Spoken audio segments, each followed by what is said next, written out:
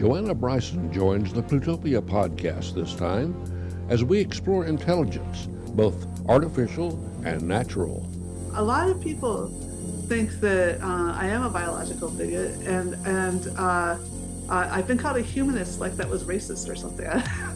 Humanism is like, like whatever, it's kind of innovation of the 1500s or something. But anyway, I do believe that biology is, it's literally the algorithm that perpetuates itself. It's extremely unlikely that we're going to develop any technology that's going to outlast us in any useful working fashion. Maybe so. Basically, technically, it's not impossible to make something just like a person, but it's phenomenally improbable. Because just as you said, everything about your experience has to do with like how you bounce off of walls and what are you actually sensing, and your motivations have been highly programmed by billions of years of evolution, so that you do things like blush that or procreate, things that don't really benefit you as an individual but benefit the species. So nobody's going to design that into AI. We're back with another Plutopia podcast, and today our guest is Joanna Bryson, an academic expert in intelligence, both natural and artificial. She's got experience in programming and systems administration and a bunch of commercial sectors, degrees in both psychology and AI from Chicago, Edinburgh, and MIT. She's been a professor since joining the University of Bath Computer Science in 2002. I could go on and on. I have a whole long list of things that Joanna's done, but you get the gist. She is particularly an expert in AI, and that's one of the things we'll be talking about today. And also joining us is Wendy Grossman, author of Net Wars, who's kind of joined the Plutopia tribe and will be leading the charge today, I think, in interviewing. Oh, lucky. Well, hi, Joe. I've been listening to reading some of the stuff you have online and things, and thinking, it's nice to be reading stuff written by somebody who seems to be sane on the subject of AI. But the thing that really happens to me anytime somebody starts talking about the prospects for the singularity or for artificial general intelligence taking over the world and killing all of humanity is my inner biological supremacist surfaces. If robots ever do have rights, I will be the biggest bigot in the world. I'm not sure you're quite as bigoted as I am, but the thing that always... Let me ask John and Scoop a question before you start. What if you were assessing an AI or a robot to become part of your life, what would be the first question you asked about it? Will you understand what I'm really asking you to do? Because that's something that is confusing. Will it really listen to me, or will it have a mind of its own? And what would you ask, John? I think I would ask it a bit about how it was designed and what its limits are. I mean, one thing I see with ChatGPT is that it is always perfectly ready to tell me what its limitations are and what it can and can't do. And I think that's a good thing. Okay, my first question would be, who owns it and what do they want? And maybe, Joe, you could tell me which of those questions you would start with. Actually, I think the first question I'd ask is probably about cybersecurity. But I really liked how carefully you phrased that question, and I'm surprised you didn't call that Scoop and John answered it in a way that anthropomorphized the robot a little bit, although with experience. So they didn't say you would ask about it. You said you would ask it. What was the question? And actually, Scoop changed on his second question. But in his first question, he said, I would ask, what are you going to do? So I think there's this is part of the hazard, that we find that really easy to do. I wanted to go back to what you initially asked me about. Oh, the biological. A lot of people think that I am a biological bigot, and I've been called a humanist, like that was racist or something. Humanism is like, like whatever, this kind of innovation of the 1500s or something. But anyway,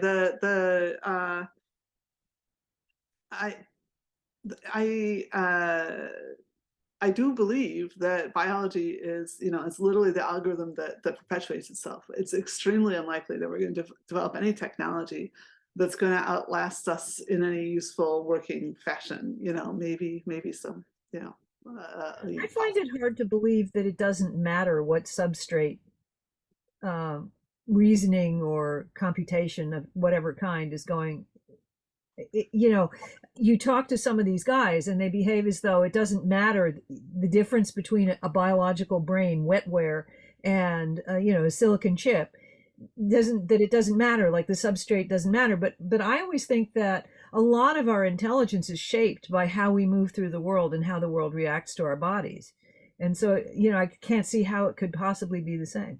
You're absolutely right. Okay, so there's actually these really great theorems called the no free lunch theorems, and the first one is that you're never going to find some magic machine learning algorithm that's going to suddenly solve all combinatorics. So you can think of it this way: if you had perfect knowledge, really perfect knowledge, you would have to be the entire universe or contain it or something, right? Everything. I'd have to be the mouse. I'd have to be the mouse in Hitchhiker's Guide to the Galaxy. You'd have to. So everything in intelligent age, every intelligent agent is like a compression of some fraction of the universe into like a representation that can kind of then generate an action, some kind of prediction, right? We don't actually need that level of detail. We're actually more interested in generalizing in a way, but also we're a tiny fraction, right? So then I'm sorry you derailed me with the Hitchhiker's Guide thing there. Sorry about that. It's a bad habit. I was going to go somewhere with that. Oh, all right. That was just the first one. So the first one is that because people were looking, they kept thinking, oh, if we get a better algorithm, we'll get omniscience, and you run into people who believe this. I was in some room with like Eric Schmidt and a bunch of generals that were all the generals. I think Schmidt is smarter than this, I'm not sure. But they all thought that deep learning, they had thought recently that deep learning was the magic algorithm, and they were realizing it wasn't. And they were worried that the Chinese might discover the magic algorithm first. And so that was their big concern.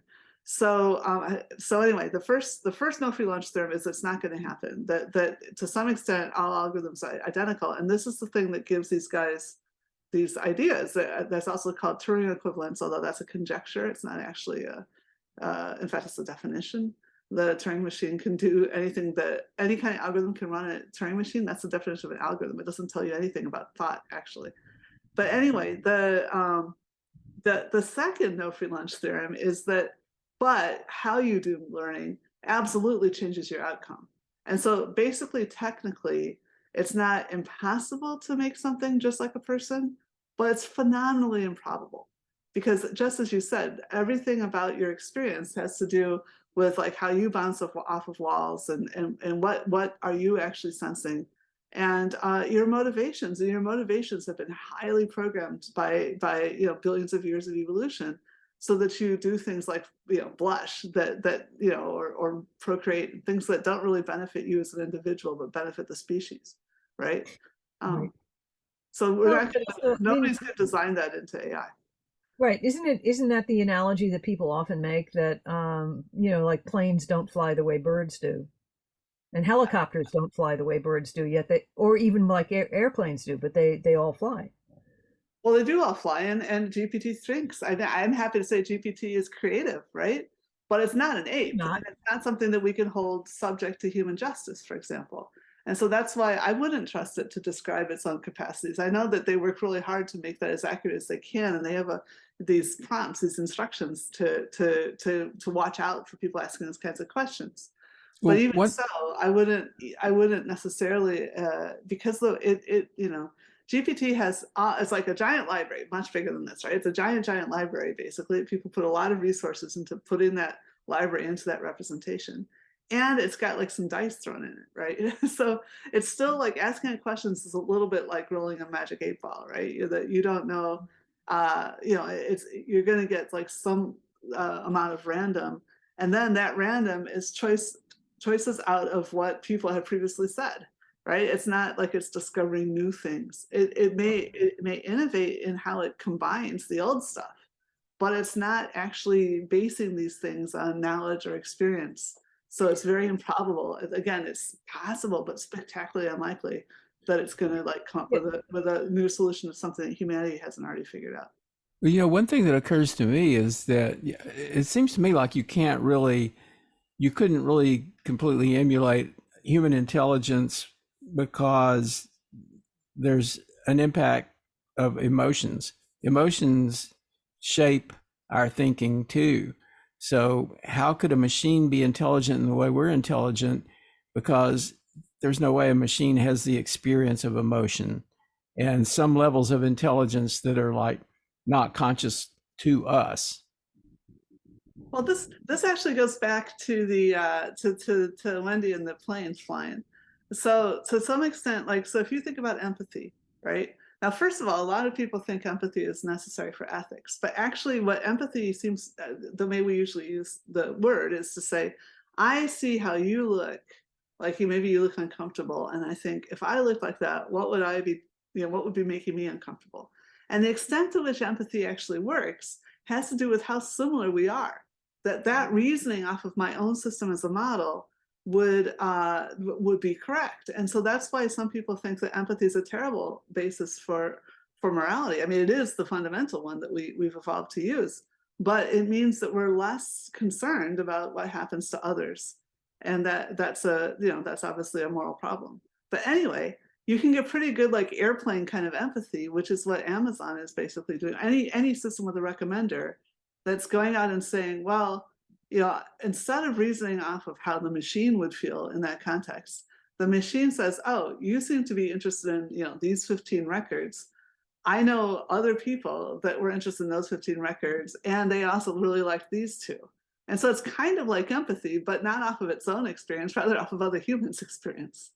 So that's kinds of hacks you can do when you're programming AI. You can kind of get simulations of emotions, but of course it's not phenomenologically the same. I mean, like, I keep saying like cows and rats, things that we kill. I mean, fruit flies have more similar experience of the world than computers do, right? To us, they have like little hairs, they have motivations to procreate, they get hungry, and they use a lot of the same neurotransmitters, as we do. So, but that's the thing, if Amazon recommends two other records to you, let's call them CDs, and move up a few years. I thought it was showing our age. Yeah. If Amazon recommends a couple of books or CDs or something to you, it's because it wants to sell them to you. If a friend recommends them, it's usually because they think you'll enjoy it and they want to, or they want to share the experience they've had. The motivation is completely different, which is why I think that it's really, when you first look at an AI, the crucial question is who owns it. Yeah, I agree with you that you do need to see who owns it, and you need to be suspicious. Now, but on the other hand, this is a little bit like Freakonomics. Amazon makes money off of the number of transactions it does. So it probably is going to pick something more just that is more likely to make you keep coming back and buying than it's going to be easily divertible to one particular person that's bribed Amazon. It's pretty hard to bribe something that large at this stage. That's a little. I think I'd feel safer if those guys didn't have such a much larger amount of money than most other companies, and so there was some potential for CBS or something. But I'm pretty sure, it was like, wasn't it? What was that? It was a VR company that got sold to Facebook. There was like 15 guys, and they were sold for more than the entire National Basketball Association. And you're just Instagram sold to Facebook for some gigantic sum also, and it had very few employees. Yeah, and you just think there's hundreds of millions of people that care deeply about basketball. I'm not one of them, but I still think there's something wrong. If Oculus Rift, was that the name? That if some guys that have worked something out about goggles are going that fast, are going for that much money. There's something really weird going on with basically with international finance. Well, the people behind, Chat GPT, OpenAI, their CEO just recently said that there perhaps needs to be an international consortium like the one that oversees the proliferation of nuclear weapons. And I don't know if that's a great idea because, there are a lot of nuclear weapons that proliferated anyway. What are your feelings on that kind of concept of an international control over AI? Actually, I'm working on a paper about this. In fact, I was one of the people that kind of got that meme out there because I had a master's student who I'm at a school of governance right now that was documenting this history, and also in particular the whole thing about whether or not to call nuclear energy green energy that just happened recently. And you know, given the various conflicts that we're in as a world, like do we go with that risk or not, and whether you could do that after the recent accidents. And anyway, it was very interesting. But looking at the history of it, I actually think it is a good solution. So because at the time I was in something called the Global Partnership for AI, which the G7 set up, and they were saying, oh, you should be like the IPCC, you know, the climate guys. And that's sort of that the fact that they've been talked into that means that techno-determinists like Sam Altman had been talking to them, had gotten to them. And they're telling them, and there's like, you can Google this thing, it's called machine behavior. Everyone who's studying it should know better. They're smart guys that got tons of millions to do things, guys, mostly all male, that to you know, to believe that a technology is like that there's some way you could study like what it's going to do. It's like, well, yeah, sort of. There's this thing called theoretical computer science that says what are the limits of intelligence, and then, but then there's mostly there's a little bit of science, but there's a lot of like, well, how are we going to allow it to? What products are we going to allow to be sold, right? So that's the regulatory perspective. So I agree with you that there's too many nuclear weapons, but there's a lot fewer than there were a couple decades ago. We really did go through you know, we did negotiate. I mean, the whole thing, you know, like it's awful now, but it was terrifying then that Ukraine was the most corrupt place. You know, they just didn't have the capacity to defend their nuclear weapons. And so fortunately, 3 brave countries volunteered to protect them and guarantee their safety if they gave up those nuclear weapons. And of course, one of them is now assaulting them, and the other 2 are paying an order of magnitude more than the rest of the EU. The UK and the America are proportions their size, both putting enormous investment in, and they were the 2 signatories on that. Anyway, the point is, we do negotiate important things. It could have been even worse. It's hard to say that right now. I can't believe what's happening to Ukraine, but you know, it could have been even worse if those nuclear weapons had gone into the wrong hands, just been sold to the wrong people. So it was good that they went back to Russia. Basically, that was good. And yeah, so it's hard to say that at this time with all these people dying, but you know, even worse things could happen. Anyway, the point is that we like the IEAE because it recognizes that it's an engineering thing. It's not just sitting there trying to do science, and you know, it's actually saying, no, wait, there's responsibilities, and it's a different kind of context. So, and also it's a nice model because it's something where the US previously had this huge lead, and they agreed to sort of give up some of their power in order to have this kind of cooperative entity. And so that's very similar. And so that's what we're writing about right now. The problem I have with it is that it feels to me like these guys who are running these big AI projects are, you know, sort of going, look over here where there's this big frightening thing that might happen someday, and don't look over here where there's actual harm going on right now, you know. And that's the part that bothers me, is that, you know, these are the guys who are inventing these things. They could do less harm over here. I'm just saying that Altman is using one of my good ideas. I don't know if you got it from me or from someone else, but I agree he's using it for all the wrong things. And you can look at the exact statement where they first introduced that. OpenAI had a blog post, and they literally say, we want you to put all this stuff on us, only on us super giants, because we're the only ones who should be caring about, because we have so much power, we might destroy the world. Which is another way of saying, don't let anybody else become this powerful. Please continue trying to flatten other possible opponents. We want to just hold on to our lead. Absolutely. Right? Yeah, you know, there was but then they also say at the same time, don't use any of these on any other kind of AI, which is basically saying, leave Microsoft alone, right?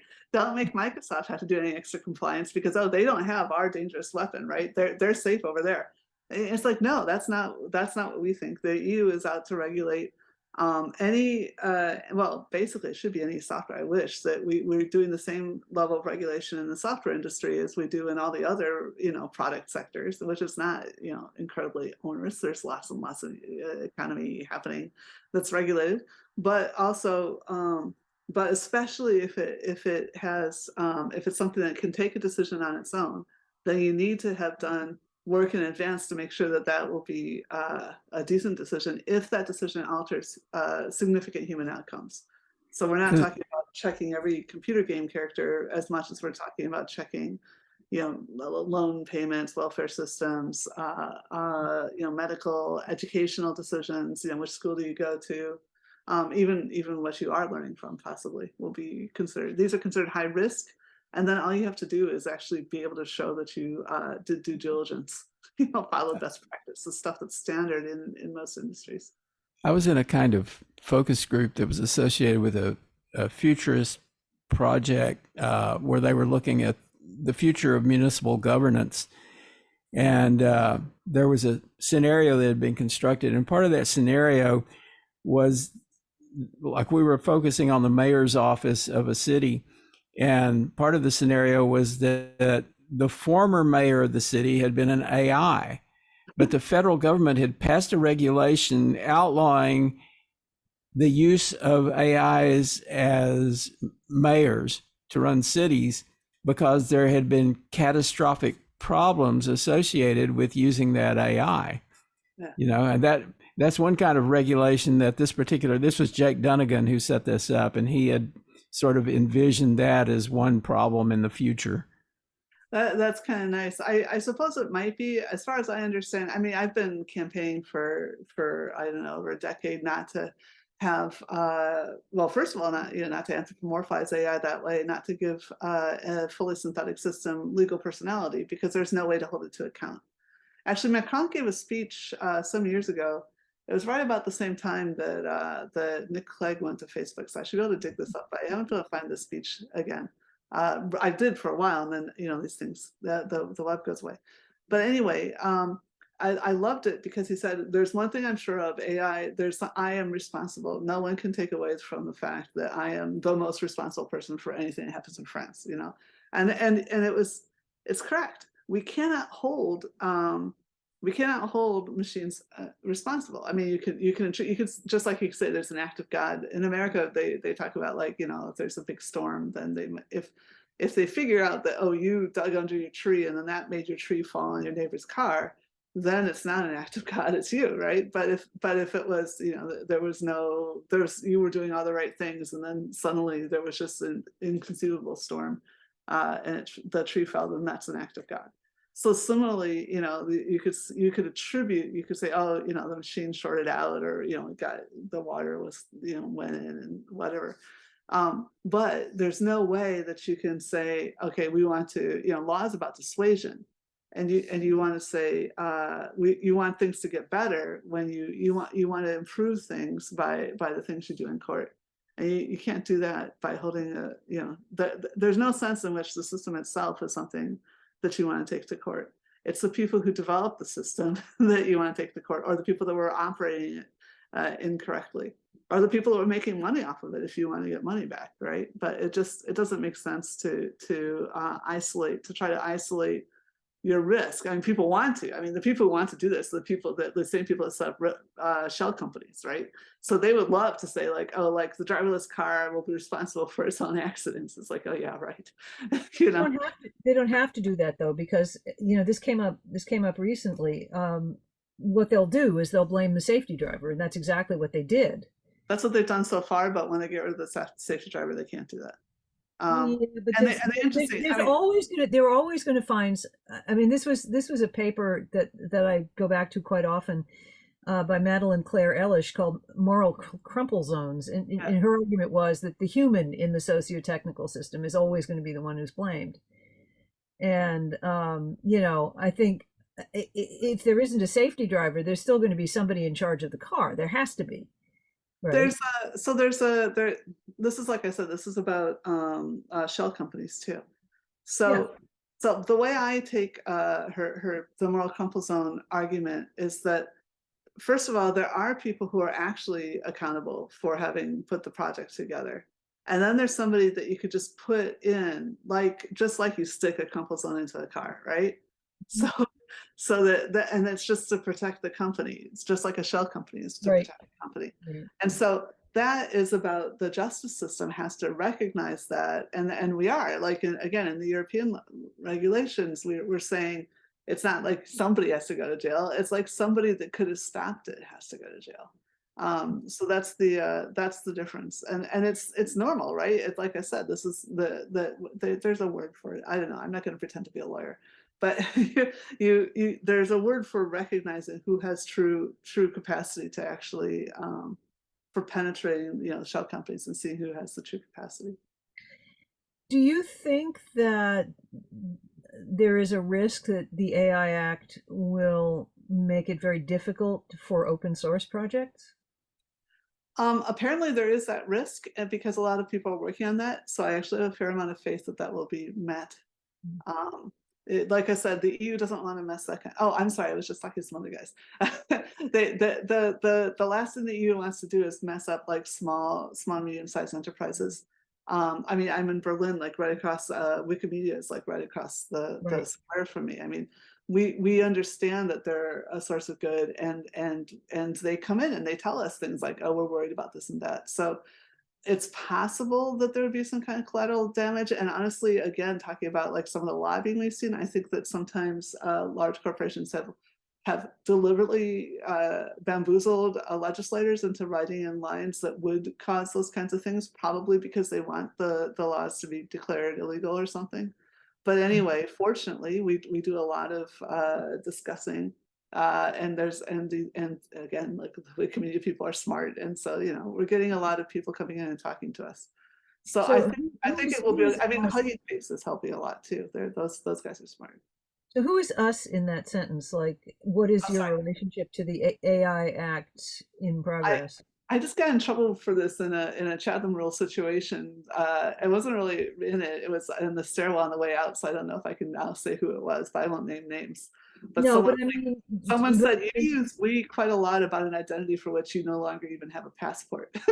But I mean, it's like, are you talking about the institute or university where you work, or are you talking about, are you part of are you part of a project that's consulting to the EU?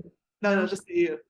No, I mean, everything has gotten so decentralized now. No. When I say we, I'm saying like we, the EU, this is what we're trying to do. And I'm saying that on the basis of having been asked into the room quite a lot by quite a lot of different people that are very involved in the process. You're saying it in an American accent, so it's a little confusing. Yeah, sorry about that. That was, it was an American that was on my case about the, taking the European side. I've literally been asked to. It was my job to give the European perspective. And people laughed at first, but then I got lambasted for having done too good a job afterwards by an American. You've been tainted. Oh no, wait. Like I was raised in America believing that nationality is something that you choose, right? And I found that where I could have the most efficacy is within the EU. Even having lost my citizenship through a possibly weird, a fairly weird process to lose citizenship. That's not really ever happened. It's expensive now. What is? Giving up your American citizenship. No. I mean, no. My EU citizenship. I lost that because of the referendum of the British people. So you have you're British. Yeah, I have a British passport now too, and I got it specifically to have an EU passport. Yeah, I had for Ireland. I had an indefinite leave to remain, which I thought was the most ridiculously. It's very British. You guys are American. Yeah. I thought it was a great thing to have, but and it didn't bother me that much that I couldn't vote because I could still campaign. So I probably helped more. I was very politically active, but I didn't actually vote. But anyway, I got the citizenship to have an EU citizenship because I realized that was cool. I was trying to work for the commission as a reviewer, and I realized I could live anywhere in Europe, and I just thought, hey, let's get involved. But the more I've been involved in this regulatory process, which was years after that, so that was 2007, and I think the first time I really got involved with governance was probably 2010 when I was invited the first time to start talking to people, and it just became evident that the European process is really interesting, and it is democratic, incidentally. Yeah, I would expect the EU to be more effective in regulation of that sort, simply because in this country we have kind of mixed results of trying to rein in companies that are behaving badly or doing bad things for the populace. EU seems to be a little more successful. They've actually clamped down on people like Apple and Google and those kind of folks. And it seems like it's I'm not sure why that is, other than the American system is very oriented to businesses, our main thing, and people are kind of over here to the side. Now it was it's interesting because the entire concept of antitrust, as we call it in America, or competition law, as we call it in Europe, it was innovated in the U.S. because after, it was a young country. There was a lot of people that thought that, despite the example of Switzerland, they for some reason thought that democracies tend to fall into tyrannies. And so there was a lot of concern about whether it would work. An unbelievably hellacious civil war. And then I think probably, again, because there was novel technology that reduced the cost of distance, we had these monopolies building up, these natural monopolies or whatever, the railways, the steel, the oil, the newspapers, people with huge amounts of power. And people said, well, could a democracy even govern if someone gets too much power? And so that's when they innovated all this law, which then after World War II, the Allies, so the UK was still pretty involved in America in the 19th century. So the Allies, the US and the UK came to Germany and Japan and said, listen, you're going to rewrite your constitutions and you're going to have antitrust in there, because when you allow a company to become too large, then either it takes over the government or the government takes over it, and either way you wind up with autocracy. And I think that's not just true about companies. I think you can see that also with the resource curse, which unfortunately in the UK is the finance industry right now, but in a lot of places it's oil, petrochemical stuff. So so we enforced that until the late 90s. And I think personally, and now this is not a lot of what I told you, you can read in a lot of history books or whatever. But my personal opinion about what went wrong in around 1978 is that, the Soviet economy plateaued. And a lot of people thought that those redistributive exercises were really about, competing with Marx and competing with, sort of a dangerous idea that got out and led to a lot of revolutions. But once it turned out that communism wasn't more efficient than capitalism, then they thought, oh, we don't have to do that. And so I think that you saw the complete loss of political will, and the neoliberalism came in. And then that started out as the Chicago school, but it hit the big time in whatever that was, 1998 or whenever the Microsoft case was, right in the middle, right when the second George Bush came in, that they changed judges and they said, okay, we're not going to enforce that. We're going to leave this large company there. Under the previous president, they had found them guilty of anti-competitive behavior. So anyway, so now America hasn't been enforcing that stuff, and some people think it's because that they're worried because this is the last sector where they have the level of economic dominance they used to have across sectors, and so they're going back to sort of the more national champion model. I still think it might be just kind of an accident. But anyway, China is not hitting the same limits the Soviet Union did because it decided to incorporate some free market into its vision of socialism. And so now they are able to do some better planning, although they are also, I don't know how evident this is, but from what I hear, the party, quite a lot of people are very worried about the fact that suddenly they have, again, an autocrat that's written a third term into the Constitution and change the Constitution so you could rule for life, and taking a third term. They thought they had organized themselves so that wasn't going to happen, and they wouldn't have the kind of problems they had under Mao again, and now they do. And so it's so a lot of people in China are not happy about that situation either. But yeah, the governing is a struggle. That's an ongoing struggle that we have to keep getting on top of. And so one of my other projects is working on this antitrust problem. I actually think part of the problem, so is like with companies like Google and Twitter, there's no way Twitter should have been sold into private hands, no way, especially not Saudi hands, right? The second biggest owners are Saudis, and you're like, well, how can that be? This huge infrastructure, it should have been recognized as a utility. But again, since about 1980, people are like, oh, maybe utilities aren't such a great idea. But it used to be recognized that that something that's a natural monopoly that provides massive useful infrastructure that becomes essential is something that you say, okay, you've got this monopoly, you need extra regulation because you're not going to be able to find the appropriate pricing on your own. And we need to check that you're doing the right things by the people. And so I think part of the problem with regulating the digital companies is that it's so easy for them to move. And it's like, it's same with like air, actually. But I think we need to think harder about how we handle transnational assets of those kinds, and including adequate and reasonable redistribution. But you would think that America might be totally opposed to that. But I was actually talking to some people in the, I mean, it's like, no doubt it doesn't represent everyone, but in the Treasury, they were saying, are you kidding? We would love anyone who could help us get more money out of those guys. We'd love that. So they're kind of getting blackmailed by these overly powerful institutions too. And so that's, and I think you saw a bit of the Biden administration going in that direction with this 15% minimum tax thing, which for someone from Delaware is quite a big deal. But of course, he excluded But like also, financial consultancies, whatever. But anyway, it's the right kind of direction, but we're going to need more. Yeah. but also, it seemed clear that it was going to change direction when he appointed Lena Khan. Well, I heard a lot of podcasts where people were claiming that was just to try to scare those guys into more campaign contributions.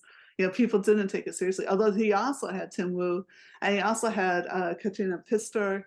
So he had a lot of people that were doing this new thinking. And I don't know how much it was he. I think probably it was Elizabeth Warren that hired Katrina Pistor, but nobody's talking about who she was quietly working for in DC before the election. But anyway, but Lena Khan wrote as still a student, wrote a long paper about Amazon and its dominance. And one of the key points she made was that for the last 25 or 30 years, we've sort of said, oh, well, if a company becomes too dominant, that's sort of okay because two guys are going to come along in a garage and they're going to make a startup and it's going to put them in their place. And she said, we can't count on that happening anymore because these companies are now too big. They can just buy their prospective competition and then that's it. And that's in fact what has happened. So, that's what I'm saying. Trust me, the other two authors are just as good. I love her. I'm like a complete fan of Lena Khan. I'm not in any way running her down. You're absolutely right. But Tim Wu wrote The Curse of Bigness. Oh yeah, I know. And he came up with the term network neutrality also. Yeah, and Katrina Pistor wrote The Code of Capital. And which really shows about the code here is mostly law, but at the end it goes into computer code a bit with the cryptocurrency, which I guess we're over now. but oh my God, the co-evolution between nation states are required to allow these kinds of structures to propagate the way they do. I didn't think I could be more annoyed by technology hype than I was by the whole cryptocurrency and NFT nonsense. And now the AI hype is worse. And that's why I'm really worried about. So a lot of people thought that AI was just hype too. There was a lot of smoke and mirrors going on and whatnot. I've been in AI since I think the first time the first time I tutored a class in it was 1986. I just finished my undergraduate degree, but I've been in it, I guess semi-professionally. My master's degree was 1991, and so I knew it was real. I knew that we were doing things. I knew that people had been doing things for decades, even when I came into it, that there's all kinds of really great stuff that had been innovated in this pursuit. But at the same time, I could understand why people thought it was smoke and mirrors. And the thing about blockchain is, blockchain is a thing. It's just not useful for anything. There's like better ways to do almost everything. But because of cryptocurrencies, there's that people literally were invested, like their entire it matters when you have that much money wrapped up in something. This goes back to us as emotional beings, right? You cannot believe that you've done something that wrong. It's like my partner's a philosopher, and his least favorite argument is that can't be wrong because that would be bad, or that can't be true because that would be bad, right? And like that's not like sophisticated, but you hear it all the time. I've literally had people say that to me. You must be wrong about blockchain because my entire wealth is wrapped up in it. Or you must be wrong about climate change because I'm from Florida and it would go under if you're right. Those are the kinds of things that it's just like, that's not an argument. You know, that literally the universe doesn't bend around whether or not this is useful to you. Yeah. Yeah. I worry about Florida, you know, That might be a little digressed, but from yeah, I am. that might really be too far off topic.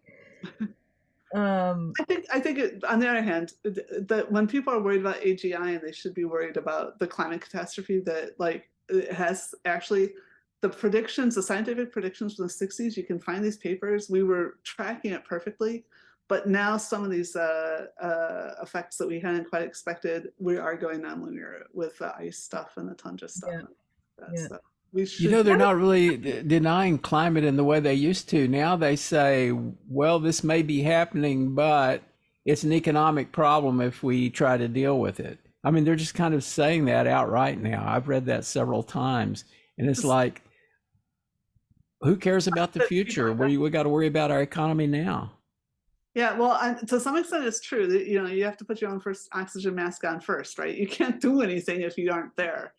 But to another extent, like, how can this make sense? You know, and how it is just terrifying. I have to say, yesterday I got hope for the first time in a long time, because I saw the progress that's happening in geothermal. But again, this is part of the reason I'm working so hard on digital governance. I think we need to get on top of appropriately regulating this sector, because it's a communication sector. It's so important to us solving problems like this and working together. That's why, because the real problems are coming, right? The real problem, well, they are here already. The problems of coordinating ourselves around climate change, the migration. You know, migration would happen anyway, just because we've empowered everyone. So why wouldn't people just I'll go to Venice for a holiday or whatever? Well, they aren't going to all fit, right? And but then you have this issue of course, when people are starving to death, the people that are being driven through these deserts and coming to the United States on the South Coast or across the Mediterranean here, you know, they're at a high rate of death and failure. And we're acting like, oh, it's just this problem, you know. It's like, no, it's not a problem. It's a desperate humanitarian catastrophe.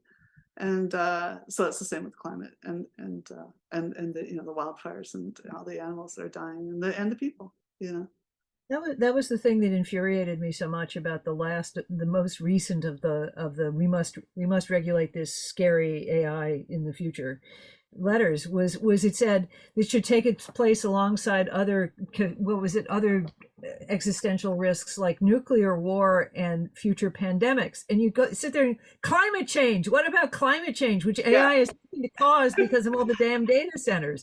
You know, and this is what I mean about, you know, look at this scary thing over here and not the real problems that are going on over here. They're putting data centers in fucking deserts. You know, and trying to cool them with water that isn't there. I mean, it's crazy. If there's any tech people that are about to tune off now because we're bashing them too much, please invest in geothermal.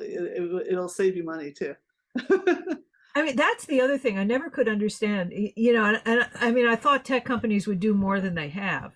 You know, because cutting energy costs is a win in every direction. Well, they have done. They have a lot of installations in Iceland, and they own entire rivers, and they have their own dams. They do their own hydroelectric and stuff. But interestingly, a few years ago, I saw a table, and guess which is the only one of the entity formerly known as GAFM that actually has double the renewables of what their state they're just domiciled in has by default. Well, earlier you were talking. We mentioned, you know, cryptocurrency and data centers. The big thing this week is North Korea is mining crypto in their big data centers that they're trying to, you know, I guess, pay for their bills that they haven't been able to pay for. Well, okay, wait. I gotta give you the answer. So you guys didn't guess at all. The answer was Google. So Google really was the ones that were paying extra for their power to get renewable.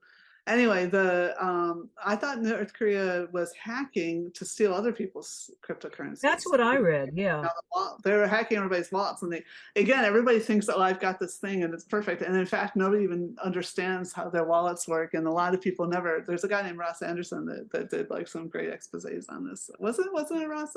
Wendy knows this guy's. Well, it might have been Richard Clayton. Well, anyway, somebody did some great work showing like that nobody was actually, most of these things that were supposedly in wallets were never even there. And I haven't people seen weren't, that. yeah, it was just, and and also they think like it's anonymous, but it's not. It's pretty easy to track down who had what. It's just like there's like all this stuff around that. So it's technology that exists, but like I said, it doesn't do what people think it does, and it's a terrible way to run an economy. The whole idea, let's have an economy where if you lose a laptop, then money just disappears. Yeah, that makes lots of sense, Yeah, Andy Greenberg, the Wired writer, has written a book called Tracers in the Dark, about the business of tracing Bitcoin payments and stuff. And it's pretty dramatic what investigators have managed to do in terms of, locating people in the real world, usually because the criminals are really stupid and they do something like they're very careful about not linking themselves to their business. But then there's one guy who was a womanizer, and so every day he would go to some social media site and post the details of his latest conquest, and they were able to sort of develop a complete picture of how he lived his life every day, and that enabled them to capture him. I saw that with some, they were saying about like de-anonymizing taxi records, right? So nobody with, unlike Uber with taxi, you don't know who, well, except for that some people keep going back and forth between one private residence and a brothel. So you can figure out a few people. Yeah, in one of the talks I saw of yours online, you were talking about, you trust Uber because the driver is vetted and stuff, and you're actually safe. You might be safer than getting in a taxi. And I thought, hell, I'd trust a taxi before I'd trust Uber. Really? Anyway, I actually said that you don't have to trust Uber because you have a complete record of who the people are. So they can be tracked down. You can show where you No, were. but the company itself is so skeevy, and Well, it used to be. I guess it didn't do this anymore. But they used to just email you. At least I had some. I think I still have set up. My receipts come and everything. So I don't think the company would defend those guys, right? But the point is that like also something like 10% of taxi rides, the driver gets ripped off. So as the driver, that's a reason for the driver not to trust us, not a reason for us not to trust the driver. No, I know, but it goes both ways. My point is not about trust. But anyway, but the point was that, yeah, I was trying to do both. So I, as a single woman in Chicago, I don't remember where I learned this, but I would never tell where I lived. I always got dropped off on the wrong end of a one-way street from where I lived, so that they couldn't see exactly where I was going home alone to, right? And so so I did not trust taxi drivers. But yeah, indeed, like 1 in 10 of them, their rides they don't get paid for. And that doesn't happen with anything where you've got basically you don't get to play unless you have two credit card companies tied up to each other through these expensive phones, right? So you have a threshold about who gets to play the game in any way, and then you've got basically the entire credit card industry making this work. And so I'm saying, like, that's not trust. That's just working, right? That's not. Right. Trust is when you go into a situation and you don't have any way to make sure things work. Like, yeah, actually getting into a taxi is more of a trust operation than getting into an Uber. So. Yeah, you said, yeah, I saw part of the talk you gave where you were talking about trust that I thought was really interesting. Yeah, I wouldn't have known about it. I just that's the great thing about academia. I had a PhD student that got interested in it. And so that's why I learned the sociology of trust. And it's been super useful. I mean, I think that's one of the things people worry about AI replacing us and whatnot. But we're all, if we take the time we all have a unique background and we're combining all these different, random events, you kind of choose your education more or less. But depending on your age or whatever, if you can come to a master's degree at Hurdy School, right? but you, on the other hand, you never know which class you're going to take or who you're going to run into at some party. I mean, one of my main research things happened because I was like on live television on the 7 o'clock news and Channel 4 that was supposed to be talking about lethal autonomous weapons. And then some guy was just actually trying to sell his book instead. And so the host spins around to me and says, "Is AI causing inequality?" I was like, I don't know. And that was why I knew the stuff I was telling you guys about before. was because then I started looking into inequality, found out it was correlated with political polarization. And then the political polarization data looked like some of the models that I had because I was working on the evolution of cooperation. And I actually had thought they had a bug in it because I didn't know why you would have populations pull apart like that. But anyway, I was able to go back and figure out what was actually going on with my models, and I was able to collaborate with people, and I've got some good publications about that. One out, and another one, still in the progress, still going around to the conferences and stuff. But anyway, I'm pretty excited about it. So was AI causing inequality? Probably not, but like I said, distance reducing technology probably is. So that when you have these, when you allow inequality to get so steep, then you can create, again, if you're under-regulated, like the United States is right now, you can get false scarcities created because all the money is getting sucked up into the elite.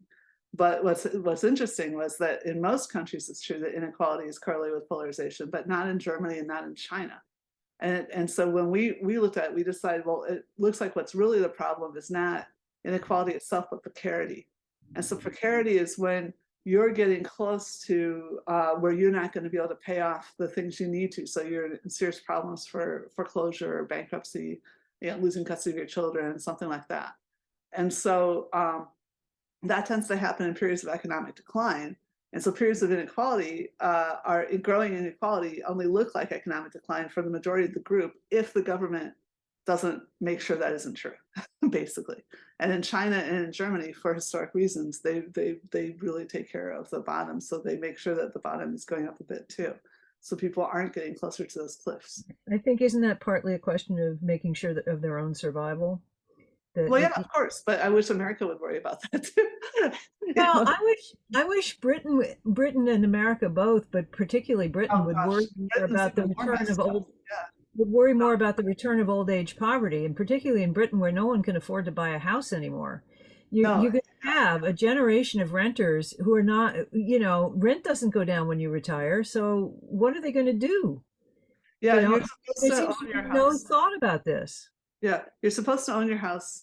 And if you're an immigrant, you almost certainly don't. The only people who own houses inherited them by and large. So it's a real problem for Britain. Yeah, Britain is very, very messed up. Like I said, they suddenly in the period of since 2000 actually got themselves into a situation that looks very much like a resource curse. And there's a lot of very impoverished people. And then they have highly polarized politics. Yeah, that. Of course, I lived through both Brexit and Trump. As I managed, and I used to go into my co-author on this, on the polarization stuff, and say, it feels really a lot like Brexit. He's like, no, we have much better polls here. It's going to be fine here. Clinton's definitely going to win. I knew. Yikes! The day Britain voted to leave the EU, I thought, I hope the U.S. is paying attention, because if this could win, Trump can win. But I always thought Trump had the qualities of a snowball rolling downhill. It was very tiny at first and just easily dismissed. But I always thought that he was, unfortunately, if he got the nomination, he was unfortunately on this kind of inertia roll thing. And I was in Germany the day of the election, or the day after, and I knew it was going to be close. I just knew it was going to be close. I knew Brexit might pass because I was meeting professors who undoubtedly had EU grants, saying things like, we never voted for this in 1972. And you just sort of think, well, you probably had your whole career subsidized by the EU, and if you think that, then Well, we underestimated the power of propaganda, I think. Yeah. Well, yeah, but I do think that you got to read Chris Wiley's, I'm not sure what I can say on your podcast, Mind *CK. Mindfuck? Yeah, you can. Okay. You can say that. Well, but the book is literally with the asterisk in it, but it's easier just to say the word. But anyway, Wiley with a Y. But anyway, he was one of the people that worked for Cambridge Analytica. He was one of the whistleblowers that went I know. Yeah, I know what you mean. Yeah, I think I've read it. But the point is that, Clinton won the popular vote by 3 million. She lost the Electoral College by 80,000. And it's weird because you can talk, again, it's so frustrating talking to academics sometimes. You're talking to people saying, social media doesn't change people's minds. And I'm just like, well, yes, it does. Like, you can see these different things that are happening, and they're like, it doesn't change more than 2% of people's minds. It's like, Yeah, but that's you know enough. what Brexit? What? Yeah. So if you can figure out, if you can get something that's close enough to an edge, and then you can target the people that are susceptible to, even if you have to just get humans and call 80,000 people, it could be worthwhile, and it's so that's Going back to our topic of robots, that actually strikes me as a real potential. I was didn't in know what our topic was. I could talk about robots if you want. No, but I was in Ireland in the 1980s when they had a referendum on legalizing divorce because it was banned. And all the priests went up in all the pulpits every Sunday and said, you should vote, you must vote the right way, which of course meant the Catholic way, which meant no divorce. But imagine if you had a robot or an AI of some kind at every house that you could program to deliver that sort of message. It would be really quite terrifying. Well, and there's something called automation bias where people tend to believe computers even if they shouldn't, right? So if there's an experienced person there, just if it comes out of a robot, people tend to think, oh, that must be right. So again, we have this weird belief that technology is infallible and lives forever and whatever, and it's just false. Yeah, and sometimes, of course, though, that's confounded by the variable of being in a job where you won't get fired for following the machine, but you will get fired. You could get fired for following your own judgment. I always think that's a really big factor. There's now silence.